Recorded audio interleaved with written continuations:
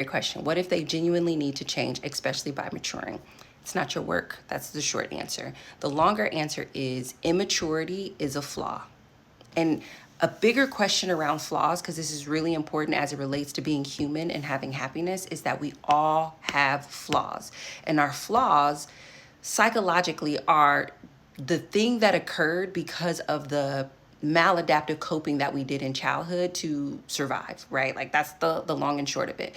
And I'm sharing that to say that everyone who has a flaw, like it works for them.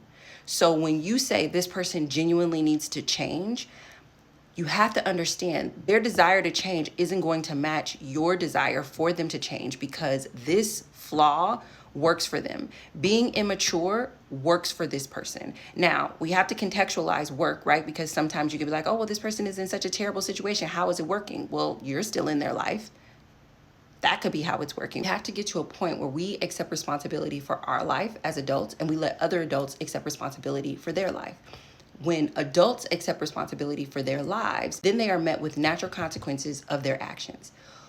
What we tend to do is take responsibility for other people's lives and then ask people to take responsibility for our lives. And then what happens is you don't get your natural consequences, they don't get their natural consequences. It is very hard to watch any human being experience their natural consequence, but all human beings need their natural consequences to grow and mature, develop and change. So this idea that they genuinely need to change, especially by maturing, I'm not saying that you're wrong. I'm saying that it's not your role to put the timeline on when they do that.